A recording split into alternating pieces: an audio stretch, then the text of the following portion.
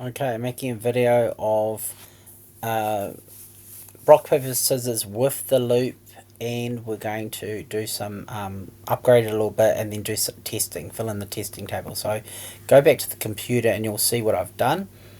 Right, I've put minimum age and maximum age there.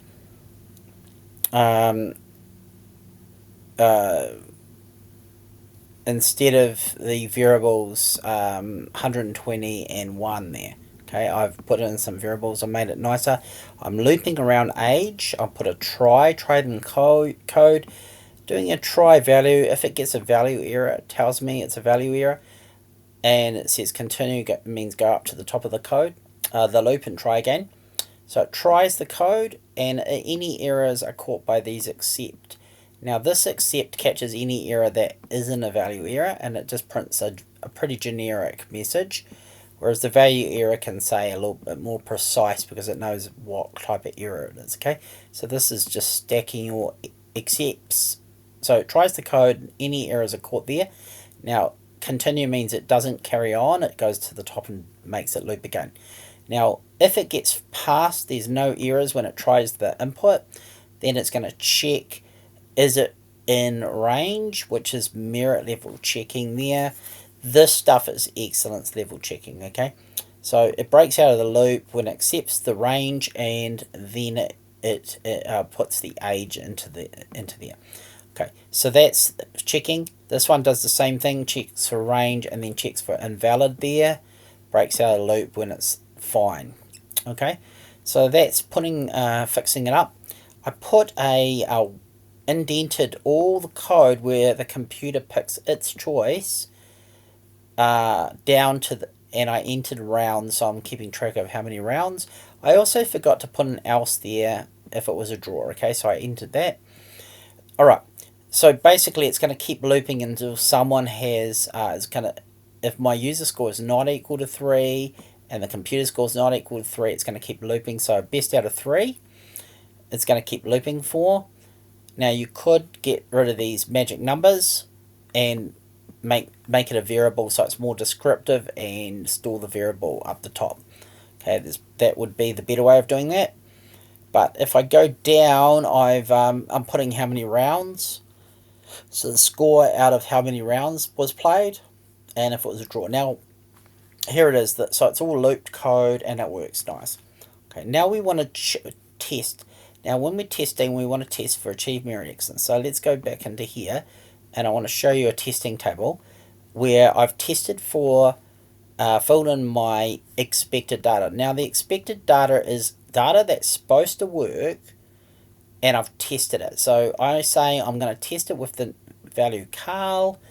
It should work okay, and then ask me what for my age next. I enter it and I show that that's exactly what I've done. I've entered Carl, and it says enter your age. So there was no errors.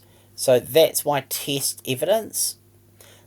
My suggestion is run through and play the game entirely until it's the end, and then screenshot what you entered as evidence, and it actually matches your actual screen. Okay, see, 44 was the next one, entered 44. It should work okay. Well, when I tested it here, it did, and there was no errors. So you need to do one for when you enter rock, what should happen, evidence, and if you had to fix errors. Okay, and that's all expected data, all data that should work, and you've tested it. There it is for achieve. That's achieve testing.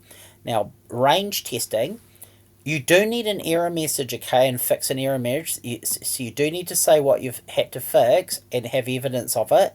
So do make sure you do, if you get errors, take a screenshot of them and put them in that you fixed them, okay, in here when you're testing, because if you don't have evidence of that, you won't actually pass. Even though you've tested boundary, it won't work. So my boundary was that a name has to be 2 letters or more and less than 20. So I'm doing my lower boundary, 2 letters.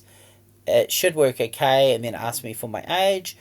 I tested it, found there was an error, so I needed to put an equals next to my greater than and equals, because it was only greater than, and so it wasn't working for 2 letters. So that was my error. So now I can test it for Poe and it works and it asks for my age. So I show it being fixed. Okay, evidence I've fixed it. Do make sure you have evidence of errors and you fix them. Okay, I test for age and I enter my lower boundary. My lower boundary should match. It should be 2 I've entered. For some reason in there it's got 1. So I should actually, that's wrong. I should have actually entered 2 and that should be the same. 2 and it should do it. Okay, if you're doing the boundary, if the lower is 2 names, you have to do the upper, which is 20. And if the lower is, the lower is 1, then it should be 1, okay? That's probably why, yeah, I should have done that. So it should be 1 for the age, and then the upper should be outside of the boundary. So 2 is accepted, 1 is not. You should say what should happen. It should make you repeat it, have evidence of it repeating, and if you had to fix errors. The upper one was 120. So test the upper and then you'll have to test 121 as well. So outside of the upper, okay, and have that in there. Evidence of the top and the bottom. The data that's at the top, okay, and the bottom. And then outside the range, okay? So make sure you test boundaries and have evidence. Now, the invalid is anything that you shouldn't work. So for name, you shouldn't put a number in, shouldn't put a blank in, and you should have that you've tested all these cases for invalids for excellence, okay?